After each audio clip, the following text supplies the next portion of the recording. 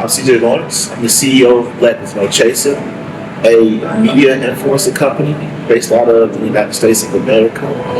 We reach about 4 million people a year through authentic storytelling, strategic partnerships, community building, and also events.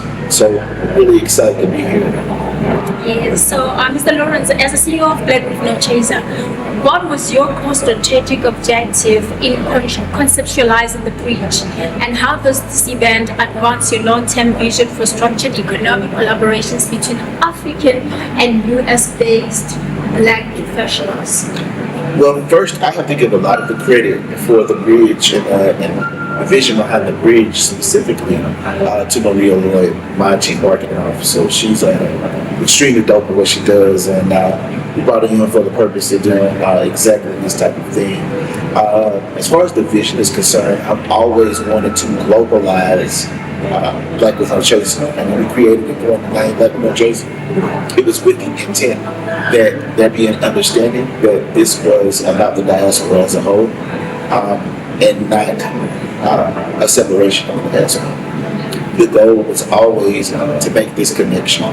We started in Mississippi in 2018 with the intent and the phrasing of blackness is safe here. And we said that, we meant that, and we wanted to expand it to South Africa. South Africa was a natural progression from where we originally started because there's a kinship with Mississippi, United States, and South Africa with regard to the Black American experience and the South African experience. And so those relationships, as it relates to both the struggles that we both endured, with you having experienced apartheid and us having experienced both the civil rights movement, enslavement of our people, and a great deal of other forces that acted against us. It all made sense because I see in the younger generations here in South Africa the same type of revolutionary spirit that we started in Black with No Chaser, and so it only made sense to move forward together in that way. Yes. So from capital and economic standpoint, what types of deal flows, investment conversations, or enterprise partnerships were you intentionally designing this platform to utilize between South African professionals and Black American executives? Absolutely. So as I stated earlier, because we do authentic storytelling and content creation, because we have amassed a very large following in the time frame that we've existed, our goal has always been to provide visibility to those that perhaps needed eyes on them and provide resources to those who needed eyes on them that perhaps they could not otherwise receive. Because we've already built the platform, other people don't have to build it. Just come and work with us. Work with us in strategic partnership. Let's think about the things that you do well. One of our strategic partners that also Nova Scotia Group, for example, we've had tremendous conversations. And those conversations have led to the opportunity for us to go ahead and potentially scale and set up shop here in South Africa, which we're excited about. We're excited about that. The prospect of that and what that could mean for us moving forward, and what that could mean for Nova Scotia Group as well. We believe that we have value propositions to one another that are very unique, and we think that those same types of opportunities can be extended to other groups, both in the States as well as here. So something that when we had a conversation with Sandton, the CEO of Nova, he mentioned that there's certain initiatives that came out of the room where the professionals wanted more of this, and you guys were like, from that room, you made a decision to say, we want to do. That says a lot about the kind of collaboration that you guys did. So with that being said, can you tell us about the events that are going to be happening? You mentioned something in June in the US. I think it's the same, the bridge in the US, and coming back to Swaziland. Do you mind to? Absolutely. No, absolutely. So we've had some very good conversations. It was a pleasure sitting with Sandton. I had the opportunity to meet him recently with Maria prior to actually sitting down at the bridge. And so this was a continuation of that conversation that we've been having. And in June, I don't know if a lot of people, I'm sure a lot of people know that football is a big sport here.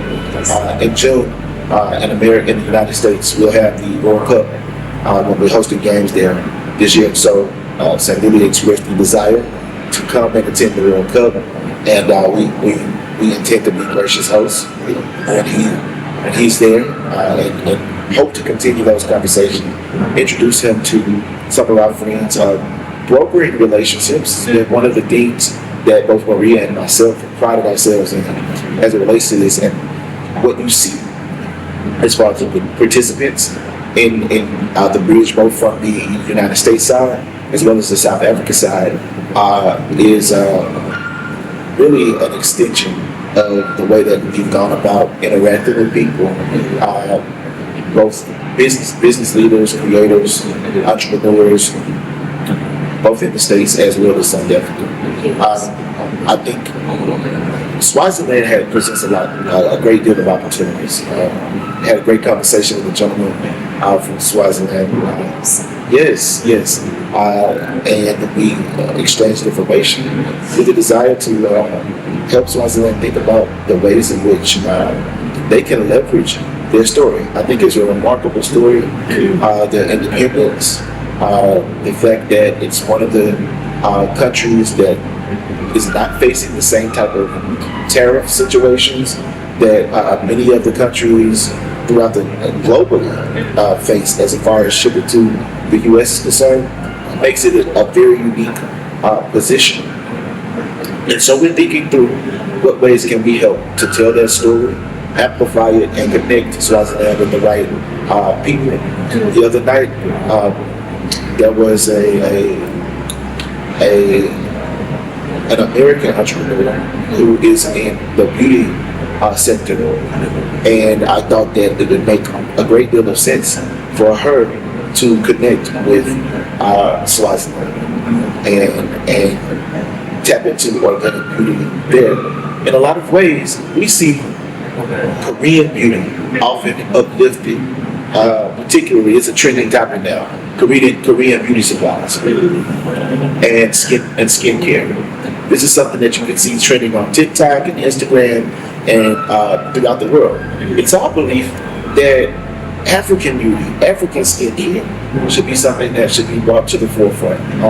You see beautiful people here, and I want to know those skin routines. I want to know those skincare routines, and I think there's an opportunity and a lane for that to be amplified in a great way, both by continue to foster that relationship between the U.S. and South Africa and Swaziland.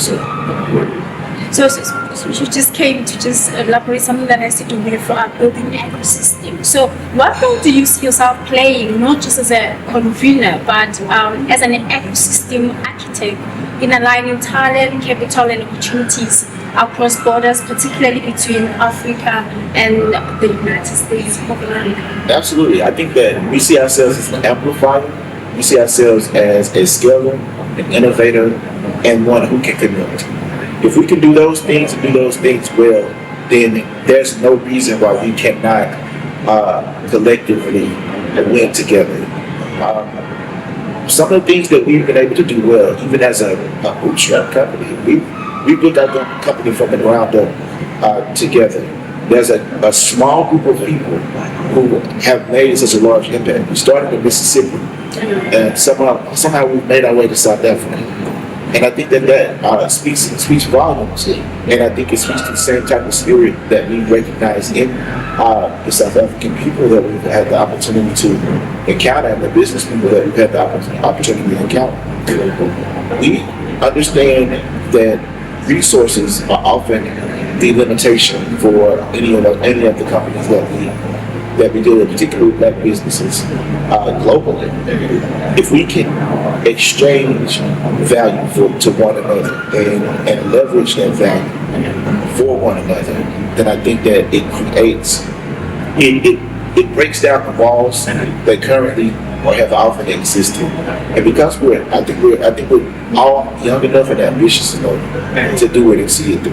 And so that's what our goal is to be just crazy enough to believe that the things that others might think are impossible are not only possible but doable within the next few years. Yes. I mean, the fact that South Africa is going what is going through with the US, and then this event happened at that moment. Yes. What would you guys say? Why now? I think my question would be why now?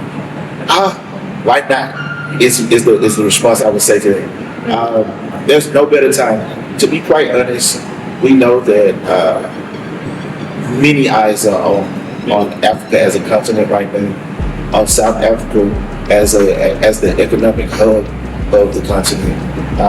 We know that there are others that have eyes on that, but it makes too much sense right now. Again, I think the spirit of people from our generations are ambitious.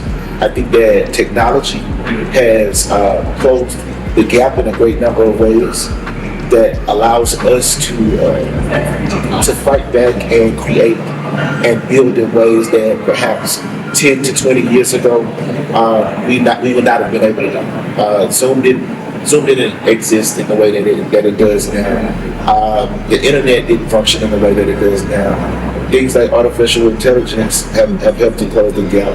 And ultimately, I think that just our overall collective institutional knowledge of how to execute in a number of industries has grown in ways that often were gatekept before. So I think that we believe that we are. And I don't know if you're familiar, but Frantz Fanon is a great writer. He wrote a book called The Wretched of the Earth, and in that book he says, each new generation must discover its mission, fulfill it, or betray it. And it is my belief that we are the generation that fulfills this aspect of the mission, which is to build this bridge and make it so that we begin the crossover of this bridge, and future generations can continue what we've done after that. Sure, it's either we have a vision, it's either we fulfill it or we destroy it. Yes. Heavy. That is heavy. That's very important. So can you tell us, how do you measure the success of an event like the Bridge? I mean, beyond attendance and visibility, specifically in terms of economic impact, sustainable partnerships, and long-term value creation for the markets. Absolutely. So I think that one of the things that you are able to do with something like the Bridge is, I know Maria expressed concern about attendance, and that was one of the questions that you asked. But if there were hundreds of people who signed up, I know that there were at least 100 in attendance. So I think that's attendance alone is a great start. It's a great starting point. As Maria also stated, sometimes people like to have fun. But the opportunity for business also presented itself at the Bridge. People were able to express what their needs were.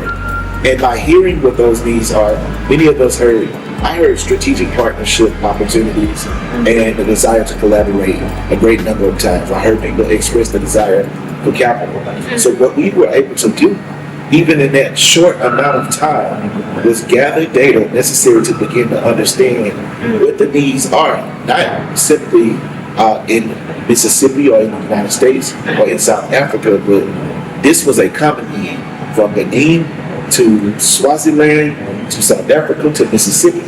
And because we now understand that, we now know how to address that. I think that success, in my mind, simply doesn't simply look like continuing in a passive manner as far as conversation is concerned. Certainly we'll send out emails, we'll send out texts, and those are active ways to be involved. But I think that there's a next level of interaction and engagement that we can have with one another that will allow all of the people in the room to continue to communicate and build with one another. I think that that's what ultimately that was a desire to do. And so that's something that we're working to address right now and build around is I won't speak too much on some of the things that are in development on our end, that we'd like to introduce to allow some of these things to happen at a more accelerated pace. But we had some of the people that were in the room that can help us to ensure that those types of developments occur quickly. Wow, last questions it will be, what are the certain sectors that you feel like you want to unlock first? You just mentioned that being in the room you had need, and then definitely maybe the certain sectors that you feel like, oh, maybe you must start with this kind of sectors. Yes. So I think obviously I would say technology, finance. We heard real estate. There's quite a few Black Americans.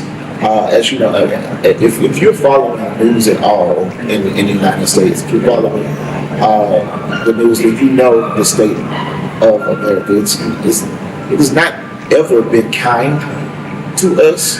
However, there's a significant shift in behavior, particularly with the manner in which leadership has behaved and the way that it has emboldened others to behave as well. It seems as though we've gone back in time. We're not running from anything by choosing to move to places like South Africa, but it makes sense for us to have those relationships. I think that sectors that we're certainly looking into are going to be things like events, which won't change because of things like AI or technology.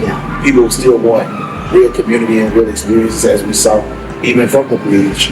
We want technology to be a space that we tap into, media and storytelling. We want to help others that are content creators or that have a desire to have content created. We want to help small businesses and technology, of course, and fintech. Thank you so much. Thank you so much. Is there anything that I did not ask but that you would love to add? Or just at the point?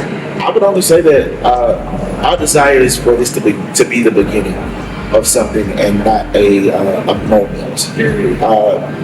Our goal is to continue to scale. We want to establish ourselves here, and we want to continue to grow throughout the continent and with the continent. But we believe that it made the most sense to start here, and I think it was the right decision. Thank you so much, CJ. Absolutely. Thank you so Appreciate your much. time, please.